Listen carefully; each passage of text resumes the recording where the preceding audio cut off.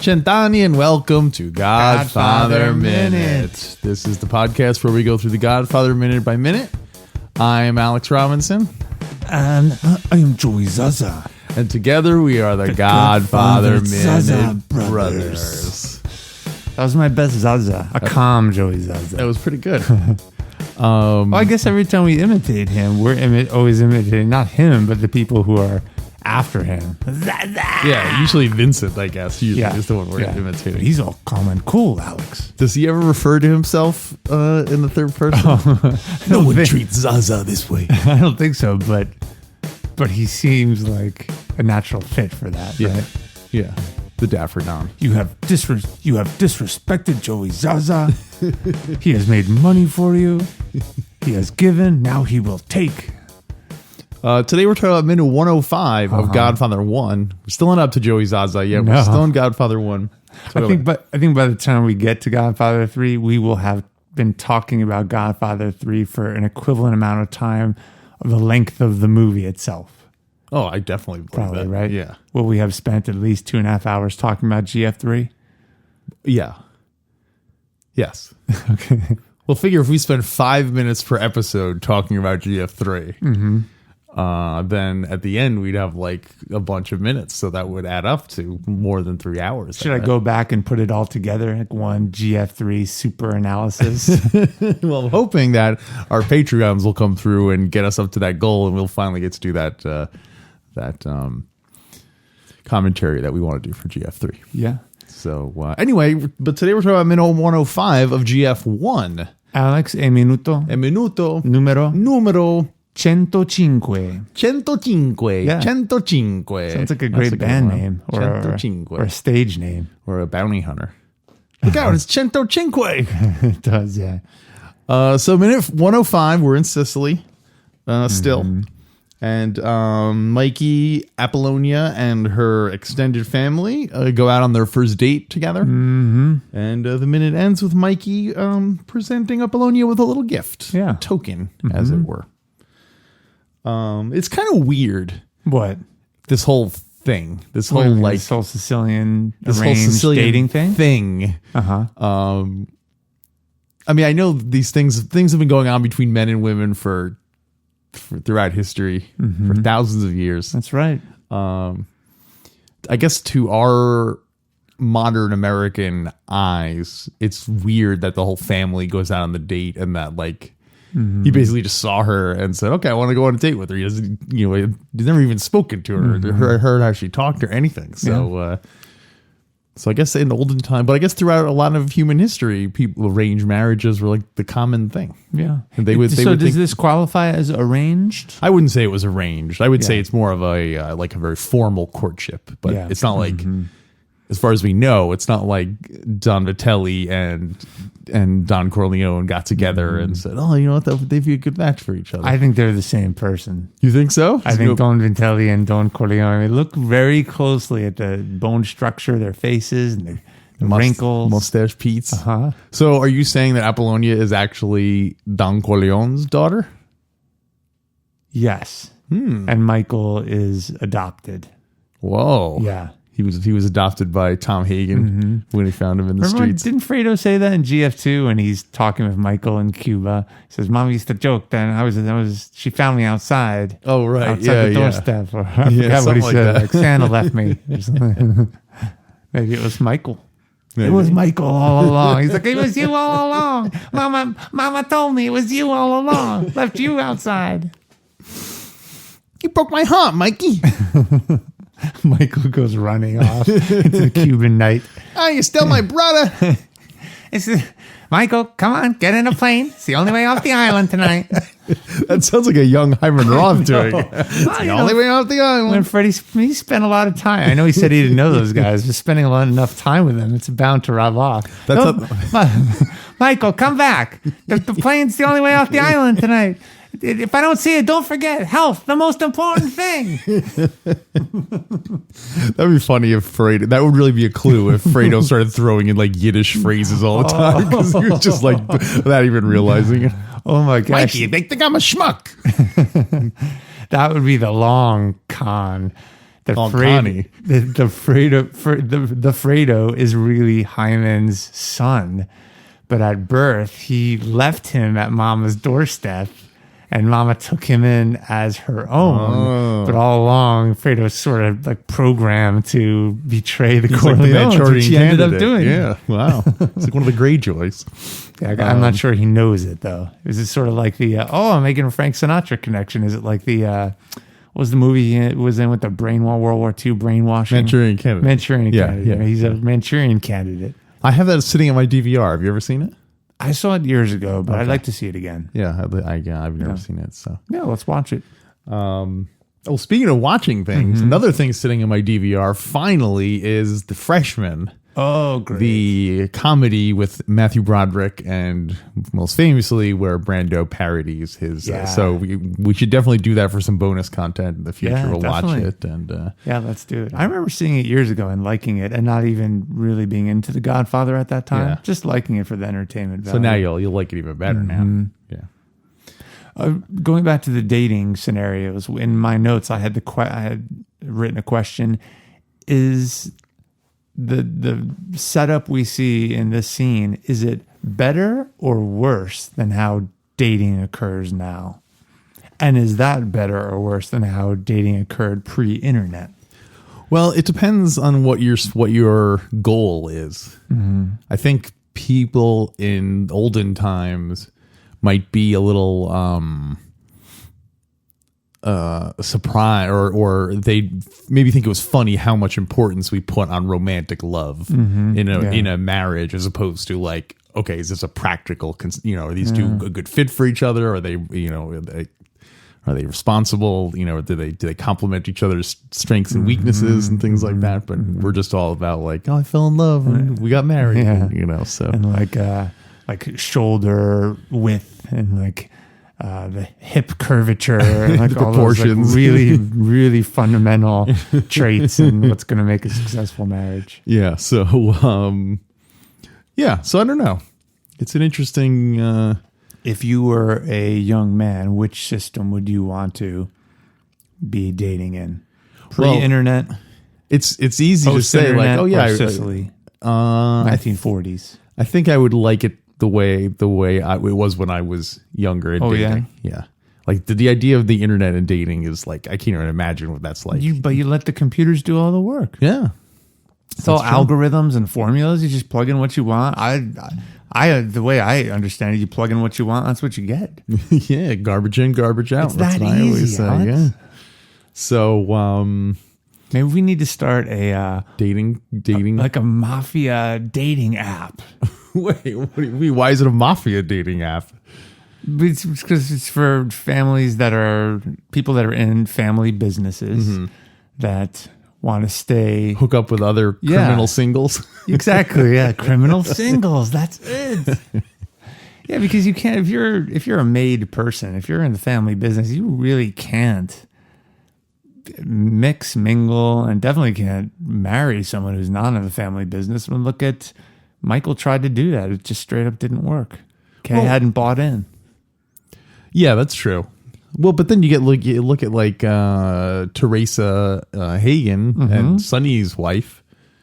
Like they're not criminals, but they clearly understand what's going on and what their role is in the family. So maybe the app is connecting civilians who want to hook up with civilians who are organized crime, who are into traditional lifestyles, and similarly, maybe you're a criminal, and you want your family to go completely legit in 5 years. So why not get yourself a wife who is not a criminal, but also doesn't mind it necessarily? But why would she? Oh, but if you're looking to get out in 5 years, why would this woman? You would never find this woman on that app because she wouldn't be looking for that. Right? Well, you wouldn't necessarily. Or you'd find other criminals who have the same goals. Like, oh wow, look, you want to get out of the business in 5 to 7 years. I'm 3 to 5 years. I'm a little earlier, but I'm flexible on the timeline. Settle on 5. 5 is our mutually agreed upon. 5 might work depending on how the immobiliare stock moves, and depending who the Pope is at any given time. The Pope. So getting back to minute 105. Yeah, the Vitellis. We see Don Tomasino in the scene. We do, and he's limping.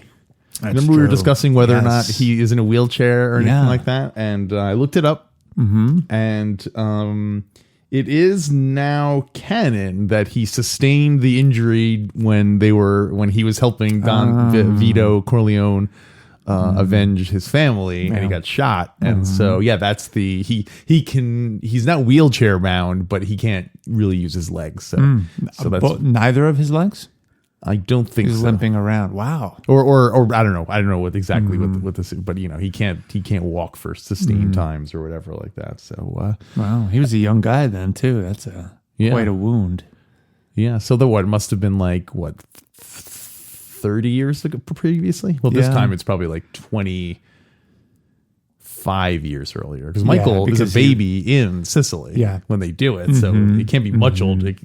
Mikey was alive when it happens, so it can't be older than so I wonder if he ever got that looked at by Dr. Taza. He's like, take these old herbs, they'll totally cure you. Sleep in the bed with a pretty woman, that will restore your vigor. So what else you got? It's funny seeing his it's funny and endearing seeing his bodyguards wearing ties for this formal, like they had to put on ties for formal occasion. What are you? Absolutely. Yeah, they still have shotguns and stuff, but they had to wear ties. Yeah, they're aware that this whole thing could be a trap. Oh, you think so? That'd be a great trap, by the way. That is very Game of Thrones. Yeah, if you're in the Barzini family and you're looking for Michael all across Sicily, you get a pretty girl in every small town on your payroll. And you just have them constantly out in the public until you. That'd be great. As they were walking there, while they're walking across Sicily, she's actually also like she keeps showing up, hoping that eventually the thunderbolt is going to hit, and then finally they got it together. That's funny. That's not where I thought you were going. Where'd you think I was going? I thought you were going to say that she is having a parallel story. She is a criminal daughter who fled. Her mob family in San Francisco, and she's hiding out in Sicily under the protection of the Molinaris on the coast. Exactly, yeah. So she got the thunderbolt too. Did she get the thunderbolt? It's not clear yet. I don't get that impression. No, she seems very, timid. But maybe you don't want to appear. She's with her family the whole time. Maybe you don't want to look too like we don't want to do any stud shaming. That's right. It's probably not culturally appropriate at that time, too, for a woman to express having been struck by the thunderbolt. Yeah, exactly.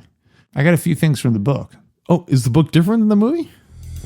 The book is different than the movie. The book is different than the movie. The book is different. The book is different. The book is different than the movie. Yeah. You got it, Alex. Are you ready for a little textual analysis? Whew, I'm ready. Go ahead. Okay, here we go. On page 337, Puzo writes that... How many pages is the book? Good question. Wow, it's long. Well, take a guess. 580. Oh, no, not that long. It's 443. Wow, and the Sicily thing happens very late in the... Yeah. Well, it hops around. What do you mean, the book? Yeah, in the book. So I think there are parts that haven't happened in the movie yet that have happened in the book that I've already read. I've already read about Sonny on the Causeway and all that stuff in the book. Oh, in the book. Okay, I see what you mean. The book sort of is a different, it flashes back and forward, yeah. How long until Sonny does get shot on the Causeway? You are out of time. Tick tock, we're counting down every day. What can I do? To get to the Carlo, gotta make it through the causeway. Sonny on the causeway. Listen to me, you're wife.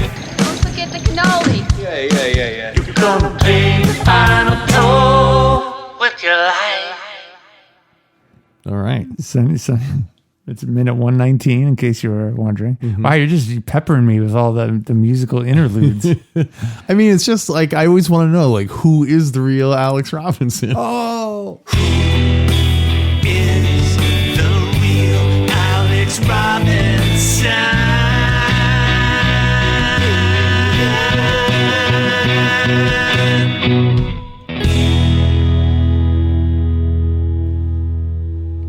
okay.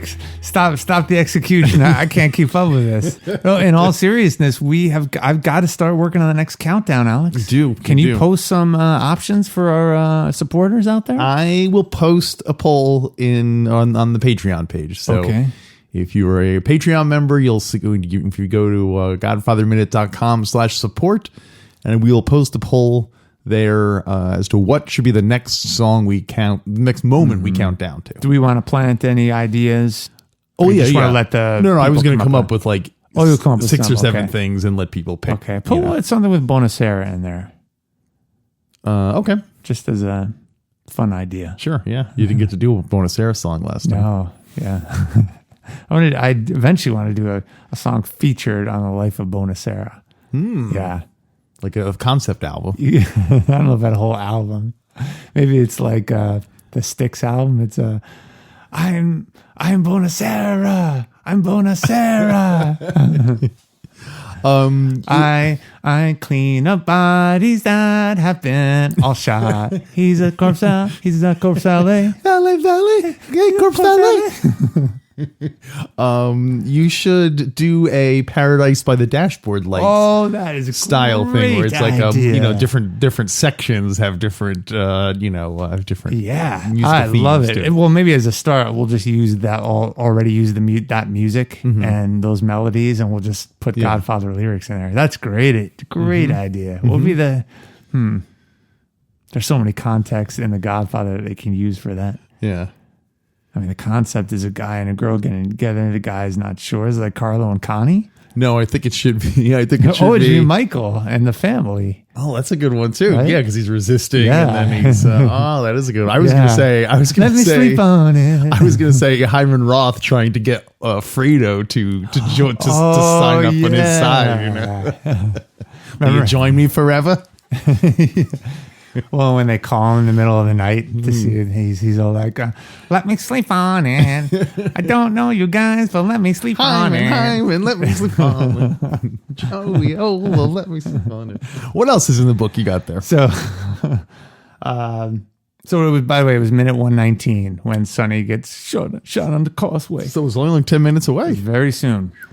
Page 337, Puzo writes about this scene, and let's see, Carlo and Fabrizio were in the back seat with their luparas, and Michael told them they were to wait in the cafe.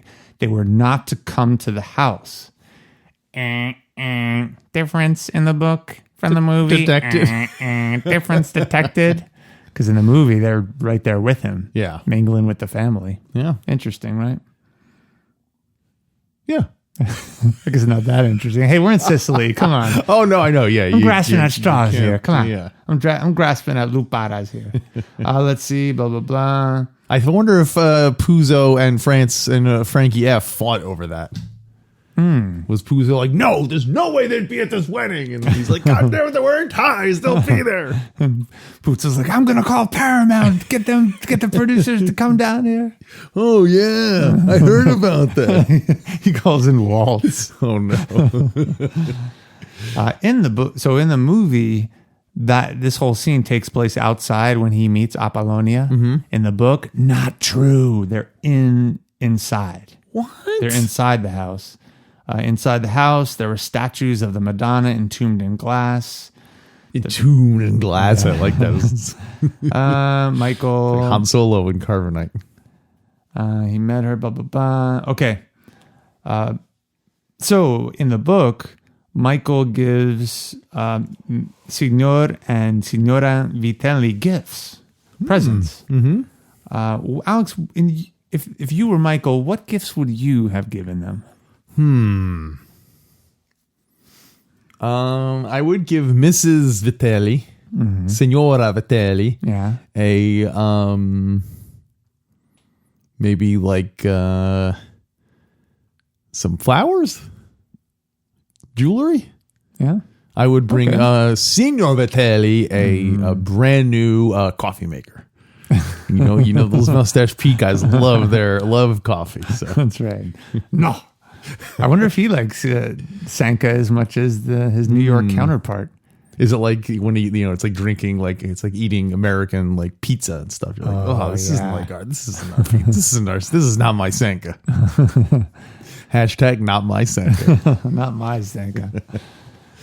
Michael gave Signor Vitelli, they gave him the gifts. For the father, it was a gold cigar cutter. For the mother, a bolt of the finest cloth purchasable in Palermo. That makes sense. He still had one package for the girl. His presents were received with reserved thanks. The gifts were a little too premature. He should not have given anything until his second visit. Ooh. All this protocol. Didn't Don Tomasino tell him that? Maybe Don Tomasino did not. Remember, originally he said, no, you can't get married. Maybe he's trying to sabotage it. He's like, bring a lot of fancy gifts. Yeah, tons of fancy. You know what? Bring your bodyguards. But the book said, no. Yeah. Forget what the book said. Yeah, forget what Puzo wrote. You forget what Puzo wrote. He's taking his lead from us. Let some big shot tell you what to do. Make sure those shotguns are loaded. And give him a bunch of Sicilian knives. That's right. Yeah, that's a... You want to explain that one out? Yes, as we learned from our Sicilian friend Tony Consiglio, one year for his grandmother's birthday, he bought her a fancy set of steak knives. Seems like a great gift. It seems like a perfect gift. And when she opened it up, she was horrified. Because apparently in Sicily, that's considered like a Sicilian message saying that you're gonna get killed. Like we're gonna kill you. Like, my God. So she was very upset. And ironically enough, that caused a fight, and Tony wound up murdering her. Yeah. So we'll scrub that out later because I know this legally. Yeah. Okay. Yeah. Scrub that. Because if we say that could be used in a court of law to show that we had knowledge of that information or cause. So what else you got there? What else is Puzo gifts right? for premature? But Don Tomasino vouched for. Let's see. This is a quote. The father said to him in man-to-man country fashion, Don't think we're so of no account to welcome strangers into our house so easily. But Don Tomasino vouched for you personally, and nobody in this province would ever doubt the word of that good man. So Don Tomasino has a little bit of pull. Yeah, with the judges and the senators. It's an interesting cliche in movies. I guess it's not always. It doesn't always hold. But someone who has a physical debilitation frequently has more power. Villains are always kind of crusty or can't walk, but is there a name for that literary technique? That's a good. No, I never heard of that before. Yeah, I guess it doesn't always hold true because sometimes you have people that are just debilitated, and that represents weakness. Yeah, but you think like Mr. like Lebowski, like the Big Lebowski. Yeah, he's another guy in a wheelchair. Who, I got news for you, Alex. What? The bum's lost. Let's see what else we got. Page 338. Puzo writes again. Okay, this has to do with the thunderbolt. Again, Michael felt that shortness of breath, that flooding through his body of something that was not so much desire as an insane possessiveness. Whoa! He understood for the first time the classical jealousy of the Italian male. He was at the moment ready to kill anyone who touched this girl, who tried to claim her, take her away from him. He wanted to own her as wildly as a miser wants to own gold coins. Wow. As hungrily as a sharecropper wants to own his own land. Nothing was going to stop him from owning this girl, possessing her, locking her in a house, and keeping her prisoner only for himself. Wow. He didn't want anyone even to see her. When she turned to smile at one of her brothers, Michael gave that young man a murderous look without even realizing it. The family could see it was a classical case of the, quote, thunderbolt, and they were reassured. Huh. This young man would be putty in their daughter's hands until they were married. After that, of course, things would change, but it wouldn't matter. So Michael's really falling for her. Yeah. Totally possessive. He's realizing he's carrying out his destiny to become the classic True Sicilian. Roman Italian man and run the crime family. Yeah. A real Sicilian. Right. What do you think? Well, it's interesting because obviously in our modern, so this is not only is it 1946? I think 6. 1946. And so not only is it old fashioned values, even just from an American point of view, but here you are in a country that has very old fashioned values. Yeah. So, like the idea of possessing a woman and, someone once said, some people want to take a beautiful girl and hide her away from the rest of the world. She wants to be the one to walk in the sun. Because girls, they want to have fun. So, oh, neat, interesting. That's deep. Yeah, you like that? I do like that. So, but the fact that he's obviously Kay is much more, relatively more modern. Yeah. She has a career and all that. Although I guess she gives it all up to marry. Yeah. Maggie. Anyway. Yeah, interesting. So that's it for the book for this minute. I have one last question. Did Mikey bring that suit with him from America, or did he come to Sicily and then buy a suit? In the book, Puzo writes about that. He bought his clothes in Palermo. Oh, yeah, that's nice. Do you think he had to? Did he have to pay for them, or you think Don Tomasino's? Had people go get the clothes, or just him? like the guy said, "Oh no, you're a friend of Don Tomasino's. Take a free suit." You know what I mean? Question. Just because he's like the. Because I know if Don Corleone came and said, "Oh, here's my cousin from the old country. He wants a suit," I'd be like, "Oh, I'm giving this guy a free suit." Yeah, it could be. Yeah. So that's if Don Tomasino got involved. Which, yeah. I think maybe he just borrowed it from Dr. Daza. That's one of his suits. It was like Have you ever noticed blood it's not really, stains all over? Doesn't really fit so well. I take it back. I need to clarify. It's not in the book, so I don't know where the suit comes from. But he went up to Palermo to buy gifts for the family. That's why he went up to Palermo. Doesn't say anything about his suit. So we don't know. You think Amerigo Bonacera would approve of that suit? Is that a suit that he would bury a man in? Totally, yeah. That's his litmus test for a quality suit. He doesn't never buy shoes or socks because he knows you don't need them. Yeah, you don't need them. Never sees them. Bonacera's like, if you can die in that suit, you can live in it. You live in a suit until you've died in it. I think one of those could be the title of this episode, Alex. Which one? Like live and die in this suit. live in the suit, die by the suit. So, do we want to rate this minute? Well, I got a couple more things. Oh, you do? Yeah, okay. yeah. Sorry, I thought you just had the book. Well, we always have the book, but I've got this one sort of hanging line. Unrelated to this minute. Just have to ask, though, who dubs Barzini's lines? What do you mean? Who dubs Barzini's lines? If Barzini is dubbing Mo Green's lines, who's dubbing Barzini's lines? Well, is it like a you think quid pro Barzini quo? is dubbing Mo Green's lines? I mean, we joked that it was Abe Vigoda, but it can't be Fish. Why not? I guess it could be because he's already on the payroll. Tom, we've got guys on the payroll. I like the idea that they just had him like that was part of his screen test, and they just used that line of. They didn't tell him that they were actually going to dub over. Oh man, I'm Bonnie. I'm Abe Vigoda reading for the role of Paco Barzini. It's my game. That's your Fish. It's uncanny, isn't it? It's pretty good. Yeah, I knew who you were talking about because I said Barney first. Yeah, Barney. Why do you have me reading the screenplay? Barney? It's perfect. All right, I got something else. I have a nice little surprise for you, Alex. Great news.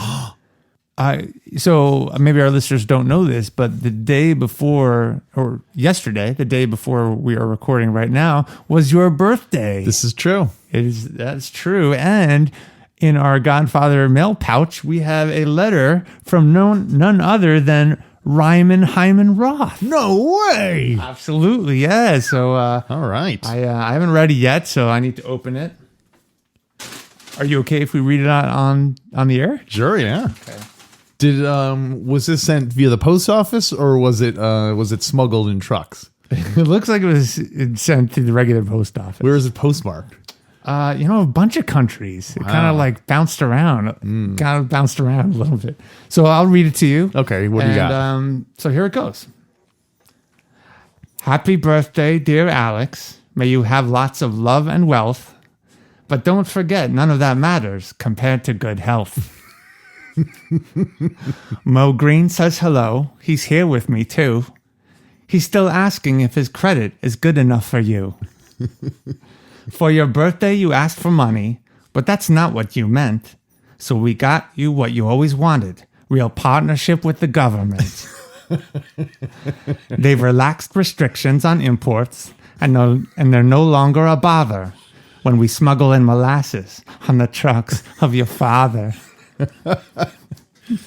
So there isn't any money enclosed here because maybe I forgot to mention I'm just a retired investor living on a pension. Besides, I'm poor now, not a dime in my wallet.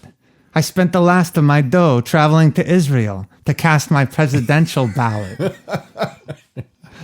I'd like to be with you today so I could see you make a wish, but I had to be near my own doctor because he speaks English.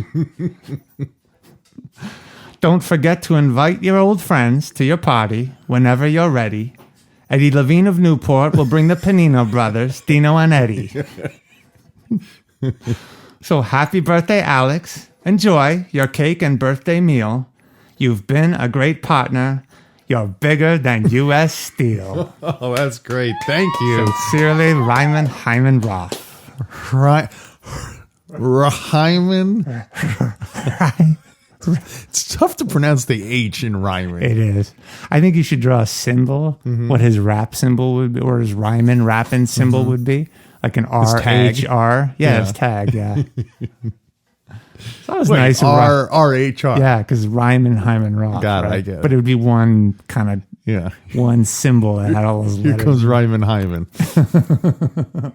That was nice of him. That was... Well, we'll check our mail pouch more frequently. Maybe there have been letters delivered or smuggled in that we haven't even been aware of. Yeah. If people can always send us an email, godfatherminute@gmail.com. Yeah. It doesn't have to rhyme, but it should.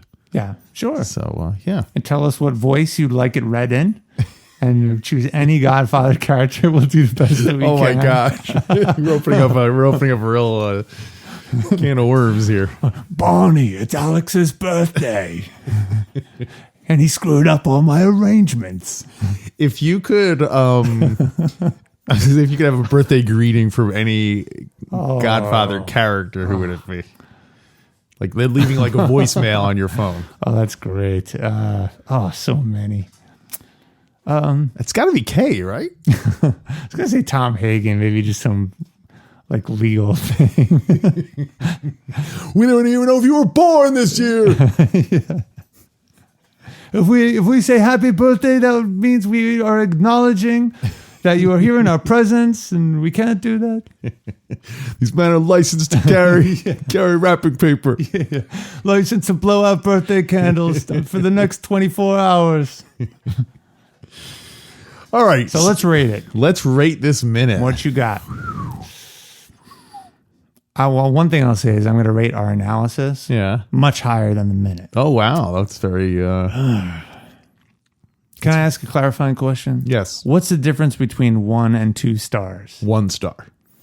Okay, thanks. Is 1 star mean it was a bad minute? It's whatever.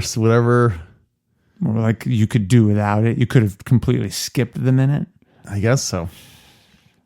Not that it's bad per se, maybe just nothing interesting is going on. It sounds like this might be an unprecedented minute we have here. Yeah. Okay. Well, I was just asking for clarification. I'm going 4 stars. Okay, that's good. That'll balance out my 1 star. Oh, so that's 3 stars. All right. That wraps it. All right. I think I got mine. Okay. Let's do it.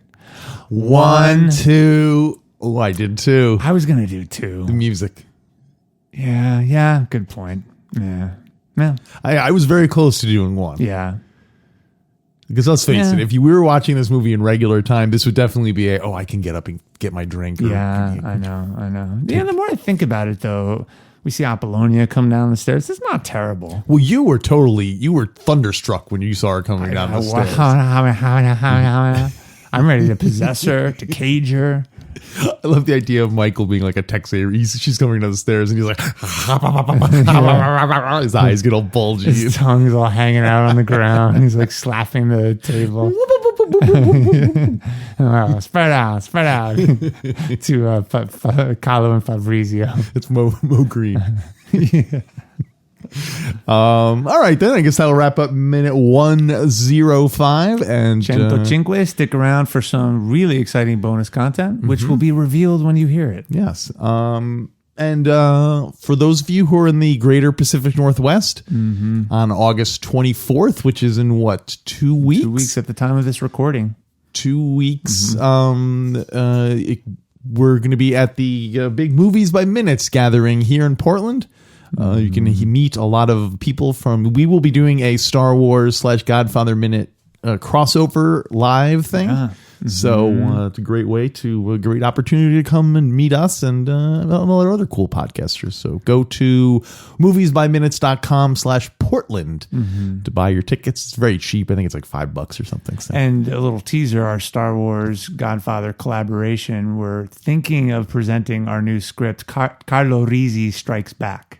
Yeah, we're going to workshop it and see what happens. So, all right then. So until next time. There shall be no acts of vengeance.